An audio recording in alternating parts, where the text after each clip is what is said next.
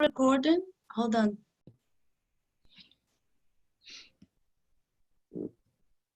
Okay, my friends, so let's go ahead and start tonight this lesson with the initial prayer. Let's thank Jesus for the opportunity to be here. Let's thank our spiritual friends for their companionships, for the teachings. Let's thank all the spirituality that is always with us, that is helping us through the day, that is helping us to be able to comfort the ones around us, the ones that don't have the light. Let's thank the spirituality that gives us the patience, that gives us the love, that gives us the need to other people, that we might be the instrument to the right place on the right time. And so be it. Okay, so today we're going to start chapter 24. Chapter 24 has the title, Do Not Hide the Light Under a Bushel. And the topics for tonight is the light under a bushel and why Jesus spoke in parables. So on Matthew and Lucas, Jesus' recommendation, that's how this chapter starts, is with this recommendation that says, neither do men light a candle and put it under a bushel, but on a candlestick, and it giveth light to all that are in the house. So just by reading this phrase, and of course we'll go into a little bit more details through the slides, it's easy for us, and we always have to remember that back then, even not just Jesus, but even in the schools, that's how they used to teach. Using figures, using symbols.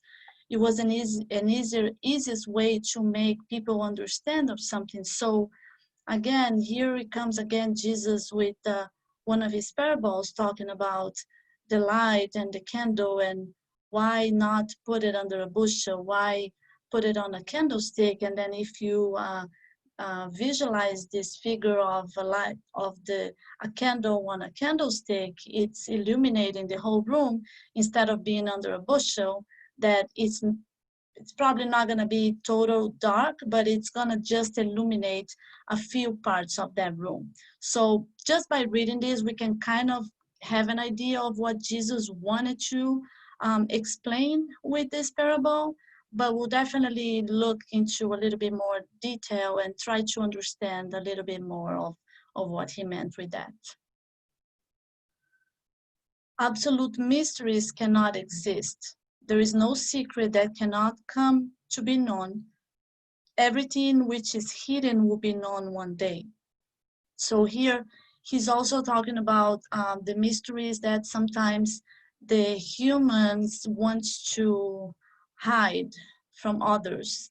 Some individuals that have let's give an example of some religions, that these individuals that have a little bit more power and they want to hide some secrets. They don't want to tell the whole truth, but eventually, just like the light will be up in a candlestick and is going to illuminate everything, eventually the truth is going to be known. So there is it can be hidden for a while, but it will not be hidden to the eternity. Everything is going to be known one day. And then what the candles light? So the candles light symbolize the light of spiritual knowledge. The light of spiritual knowledge, again, is the light. It's the spiritual knowledge is the knowledge that we have through our spiritual life, that we bring with us to this life, to the material life, in order to be able to fulfill whatever mission, fulfill whatever what we have to accomplish here it's up to us as humans to try to bring that knowledge, try to bring that spiritual knowledge to our memory now, because we all don't have the memory that we have in our spiritual life, but we might have the sense.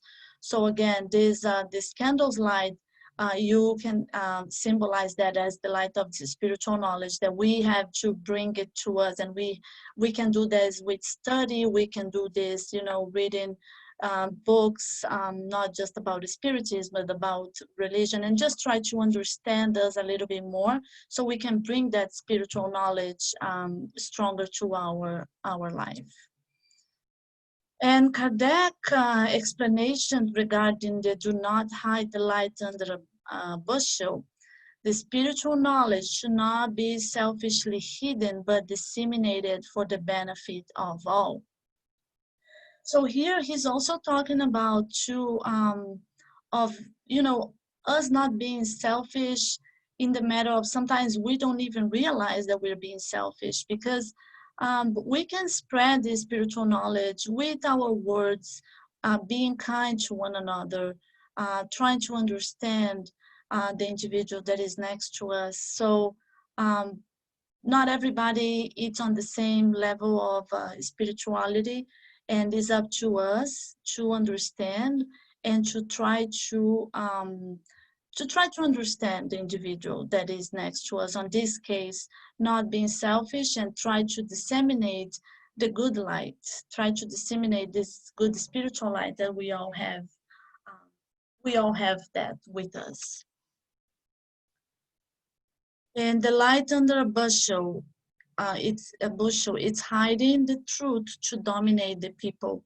So here, and I think there is one more, he's gonna talk about that too.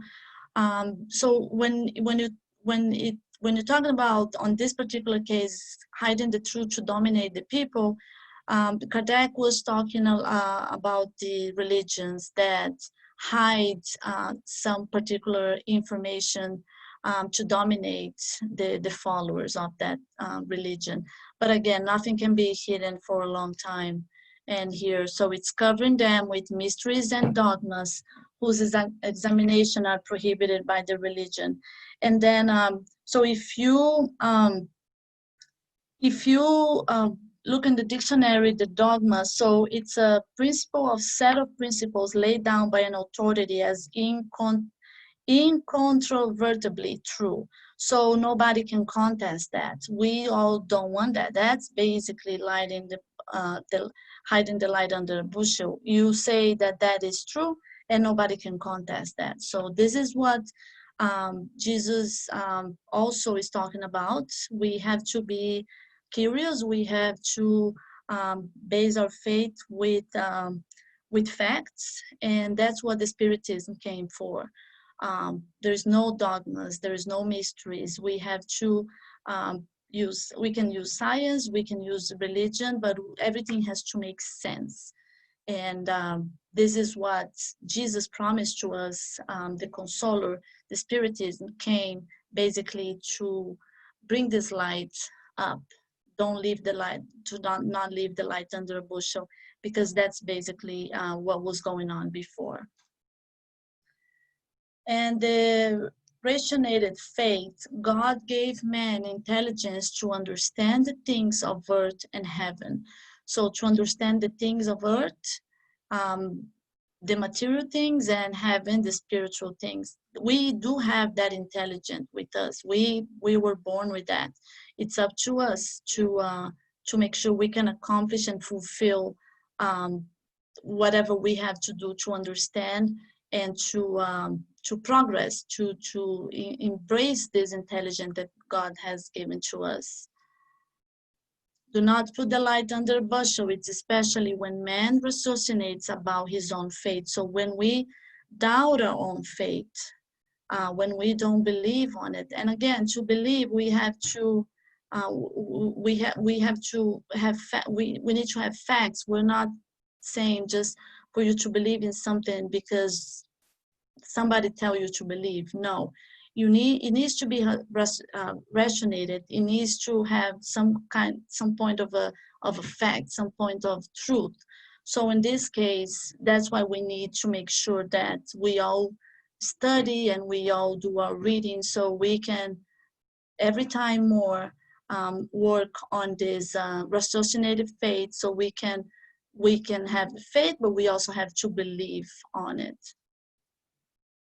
Without the light of reason, faith becomes weak. So here's again, it needs to have reason. And the candle on a candlestick. When a candle is on a candlestick, that does not mean obligation to reveal everything to all. No, that's not what they meant. It means the truth is revealed gradually in proportion as humanity shows itself sufficiently mature to receive them. Okay, that's pretty much self-explained, right?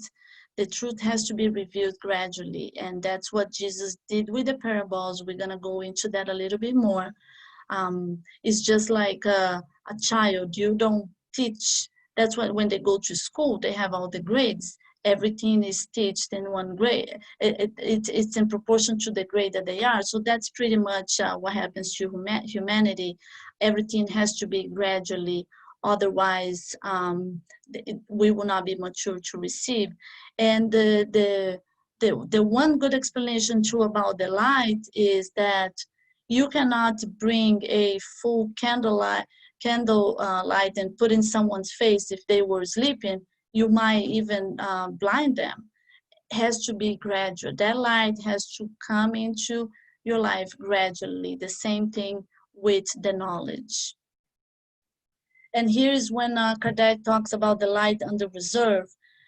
Reveal only when it's opportune.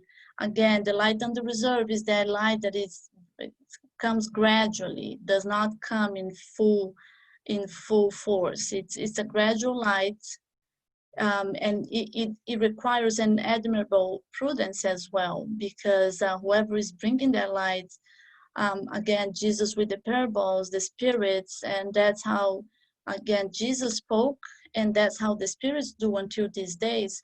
And we have a lot of proof on that with all the books, the spirits book, all the books that we read.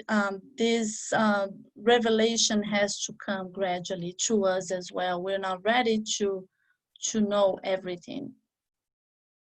Not any secrets that shall not be manifest does not mean that man could know today all the secrets. So we're not going to know everything today. It means that man one day will know all the secrets. Again, the same with the light. You cannot bring the light in full force. Same thing with the secrets. They have to come gradually. The seeding of truths. Each thing must come at the right moment. I really like this figure, because it reminds me that when I do my seeds, I do a lot of planting in my house. I have been trying to grow mints during summertime forever. I've tried for like 2 months and it does not grow, until I said, let me do a little bit of research. Mint does not grow in the summer. So here's a good, it's a good example of that. The seed does not germinate when it's out of season. So everything has to come in the right time, in the right place. You can't force. You can't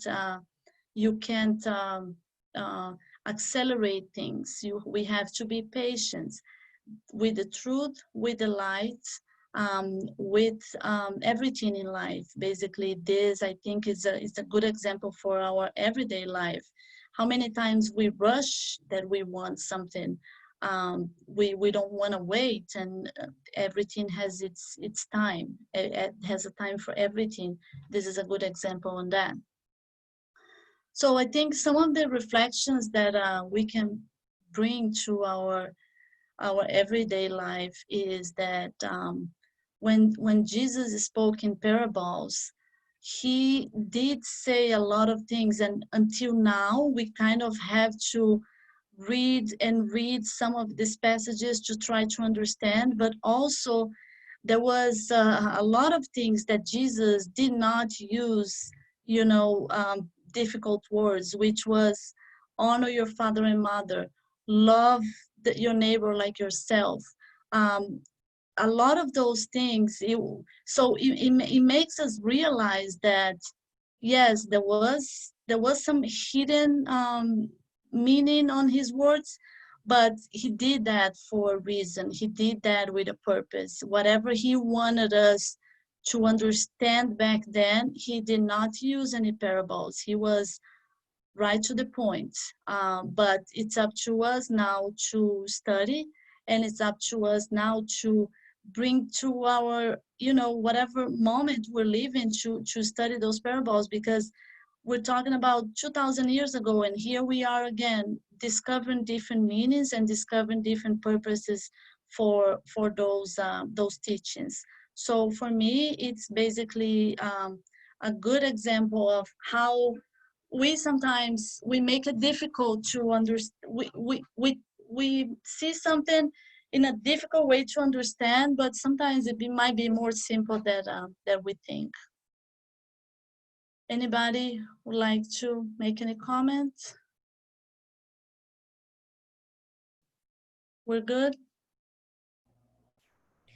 The comment, so can you just get a little bit back? I think is on the slide, the number 3 or 2.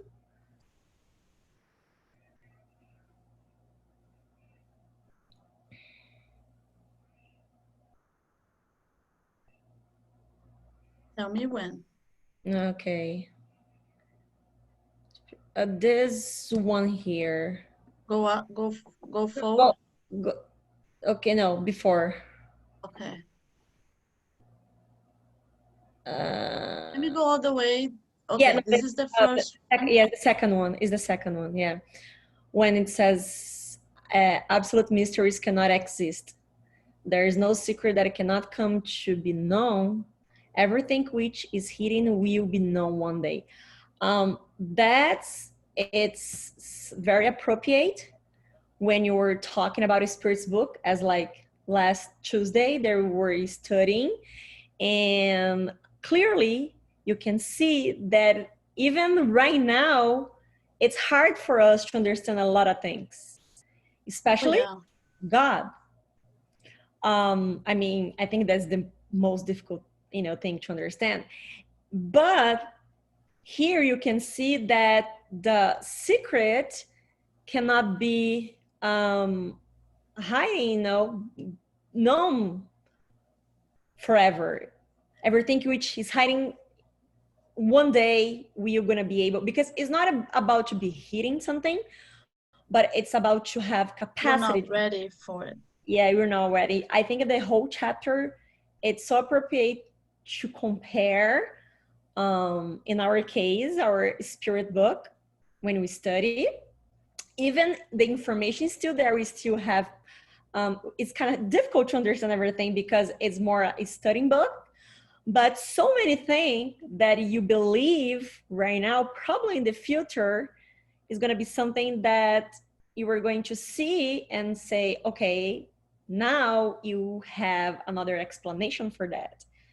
And we are talking about teachings with more than 2,000 years. And when we say that Jesus, back there, he used parable to explain things.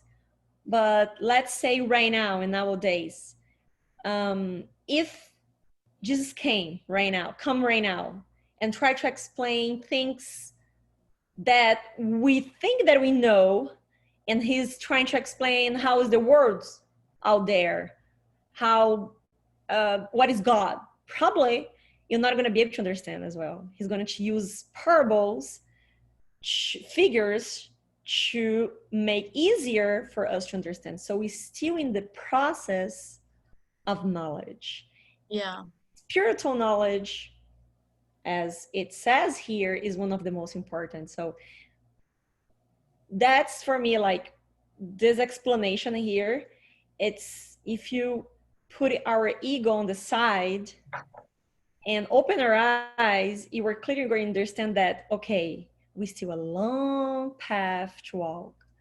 It's a long journey to go through before understand so many things. Definitely. And when thanks for bringing me back to this slide. It's when he says everything which is hidden will be known one day. Look, this was written 2,000 years ago. We still don't know like 10%. We don't even know when this day is gonna come. It might be in, make it up the number.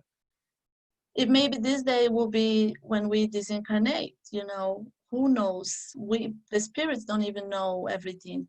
So you're right when you said the spiritual knowledge, because I believe that it's the only thing that we can add to our luggage when we disincarnate. We will have a little bit of a fuller luggage of knowledge, whatever we could accomplish on this incarnation, right? We all know that all these material things, whatever, is not gonna add to nothing. Despite the fact that yes, we have to be comfortable and all that, but I'm talking about the spiritual knowledge. We can add that to our luggage, and it's gonna add it up for sure. But very interesting, because it's so actual, and at the same time, 2,000 years from now, people are going to be reading again, and they're going to be discussing the same texts. And like, I just want to put a point, like, if you put that scientifically, how many scientists out there say you barely use the capacity of our brain? So if you barely use the capacity of our brain, how it's possible for us to understand like stupid things, even like complex things like that, you know? So if you put scientifically too, so that's why that it's super cool to the spirituality and the science together. Because if you think about it, the brain is super capable like of a lot of things that we don't know yet. We are not ready yet to have all these developed. So that's very nice too. Yes, thank you. That's a good point that Zeloa put out there about our capacity brain. If I'm wrong, I don't know if I'm wrong, but I think you still use less than 10%, not even that close. Imagine 100% of capacity, you are using less than 10%. So if you go from this point that is scientifically proven already, thinking about it, you have to come back here many more times just to starting understand things. And I'm not saying just technology, but moral as well. I'm pretty sure it's the most important. Anybody else? Okay. I think you guys pretty much covered that. I mean, I don't have anything else to add. You guys said it perfect. Oh, you're so kind, Rob. Thank you. So I'm gonna finish with our final prayer, okay? So for the final prayer, I'm gonna do the Prayer of Caritas, which I believe is one of the most beautiful prayers. And it's also gonna talk a little bit to us about charity, about being humble, and about always being thankful and asking for others, not for ourselves. God, our Father, who's all power and goodness, give strength to those who go through tribulations, give light to those who seek the truth, and fill the human heart with compassion and charity. Father, give the guiding star to the traveler, consolation to the afflicted, and rest to the sick. Lord, may your goodness extend over everything that we have created. Mercy, Lord, to those who do not know you, and hope to those who suffer. May your goodness allow the consoling spirits to spread peace, hope, and faith everywhere. O Lord, a ray, a spark of your love can illuminate the earth. Let us drink from the fountain of this abundant and infinite goodness. All tears will be dried, and all pains will be lessened. A single heart, a single thought will rise to you with charity and love. Like Moses on the mountain, we raise to you with open arms. O goodness, O beauty, O perfection, we wish in some way to deserve your mercy. God, give us strength, help our progress so we might rise up to you. Give us faith and reason. Give us the simplicity, Father, that will make our souls the mirror that will reflect your divine image. And so be it.